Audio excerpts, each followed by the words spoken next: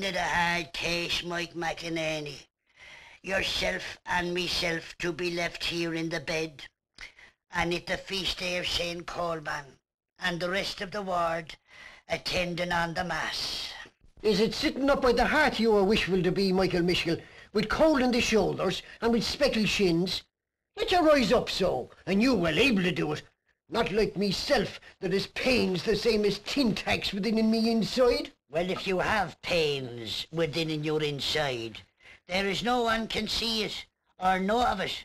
The way they can see me own knees is swelled up with the rheumatism, and me hands is twisted in ridges, the same as an old cabbage stalk. Oh, it's easy to be talking about soreness and about pains, and they may be not to be in it at all. To open me and to analyse me, you would know what sort of a pain and a soreness I have in me heart and in me chest. But I'm not one like yourself, to be cursing and praying and tormenting the time the nuns are at hand, thinking to get a bigger share than meself of the nourishment and of the milk. Oh, that's the way you do be picking at me and faulting me. I had a share, and a good share, in my early time. And it's well you know that, and the both of us reared in Skehanna. Oh, you may say that indeed. We were both of us reared in Skehanna. It's little wonder you to have good nourishment the time we were rising up, and you bringing away my rabbits out of the snare. And you didn't bring away my eels, I suppose. I was after spearing in the Turlock, selling them to the nuns in the convent, you did, and letting on they to be your own.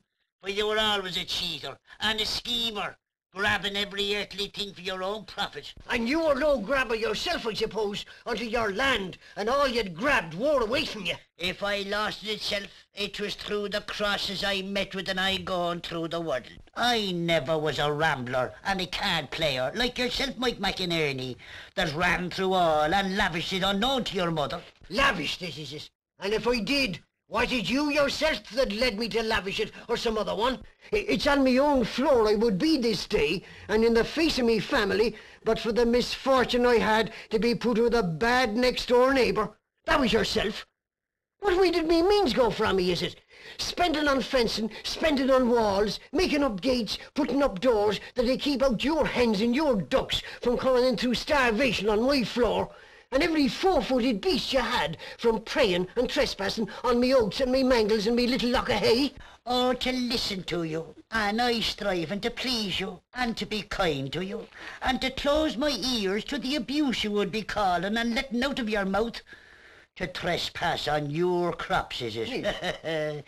It's little temptation there was for me poor beasts to ask to cross the mearden. Sure heavens above, man, what had you? What had you but a little corner of a field? And what do you say to me garden that your two pigs had destroyed on me the year of the big tree being knocked, and they making gaps in the wall? There does be a good deal of gaps knocked in a 12-month. Why wouldn't they be knocked by the thunder, the same as the tree? Or be some storm that came up from the west? Oh, it was the west wind so devoured me green cabbage and rooted up me champion potatoes and ate the gooseberries themselves from off the bush. Now, what do you saying at all? The two quietest pigs ever I had. No way wicked and well ringed. They were not 10 minutes in it. 'Twould be hard for them to eat strawberries in that time, let alone gooseberries that's full of thorns. They were not quiet, but very ravenous pigs you had that time. As active as a fox they were, killing my young ducks. Once they had blood tasted, you couldn't stop them. And what happened meself, the fair day of Esser Kelly, and I passing your door. Two brazen dogs that rushed out and took a piece of me. I never was the better of it, nor of the start I got, but wasting away from then till now. Thinking you were a wild beast, they did, that had made its escape out of the travelling show, with the red eyes of you, and the ugly face of you, and the two crooked legs of you that wouldn't hardly stop a pig in a gap. Sure, any dog that had any life in it at all, it'd be roused and stirred seeing the like of you going the road. I did well taking the summons out again you that time. It's a great wonder you not to have been bound over through your lifetime. But the laws of England is queer. And what ailed me not to summon yourself for bringing away the clutch of eggs I had in the barrel? I know you weigh an Ardrahan, searching out a clocking hen. To steal your eggs, is that what you're saying now? Yes. Well, the Lord is in heaven, and Peter, and the saints, and yourself was in Ardrahan that day, put a hand on them as soon as myself. Oh, isn't it a bad story for me? Weirding out me days beside you the same as a spancel ghost. Chained I am, and tethered I am, to a man that is ramsacking his mind for lies. Well, if it's a bad story for you, Michael Miskell, it's a worse story again for myself. A Miskell to be next to near me through the whole of the 4 quarters of the year. I never heard there to be any great name on the Miskells, the way there was on me own racing name. Oh, you didn't, is it? Well, you could hear it, if you had but ears to hear it. Go across to Lishin Crana, and down to the sea, and to Newtown Lynch, and the mills of Durris, and you'll find the Miskell. And as far as Dublin. And what signifies Crana and the mills of Durris? Look at all me own generations that are buried in the 7 churches. And how many generations of the Miskells are buried in it? Answer me that. I tell you, but for the wheat that was to be sowed, there would be more sidecars and more common cars at my father's funeral, God rest his soul, than is any funeral ever left your own door. And as for me mother, she was a cuff from Clare Galway, and she had the purer blood. And what do you say to the banshee? Isn't she apt to have knowledge of the ancient race? Was she ever heard to cry or to screech for a Miskell or for a cuff from Clare Galway? She was not.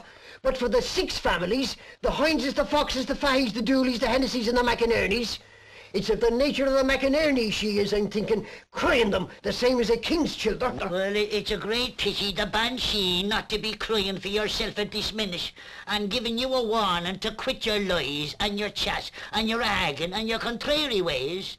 For there's no one under the rising sun could put up with you. I tell you, you're not behaving as in the presence of the Lord. Is it wishful for me death, ya? Well, let it come to me and welcome, so long as it'll separate me from yourself. And I would say, I to have one request only to be granted, and I leaving it in me will. It's what I would request. 9 ridges of the hills, 9 furrows of the field, 9 waves of the ocean, to be put between your grave and my grave the time we'd be laid in the ground. Amen to that. 9 ridges is it? No, let the whole ridge of the world separate us till the judgment day. I wouldn't be laid near you in the 7 churches, I to get Ireland without a divide. And after that, I'd rather than 10 pounds in me hand, I to know that my shadow and my ghost will not be knocking about with your shadow and your ghost and the both of us waiting our time. I'd rather be delayed in purgatory. Now have you anything to say? I have plenty to say, if I had but the time to say it. Here, let me up over this until I choke. I let me get on your skulls and papa you. Oh, wait a while, me boy. Wait a while yourself.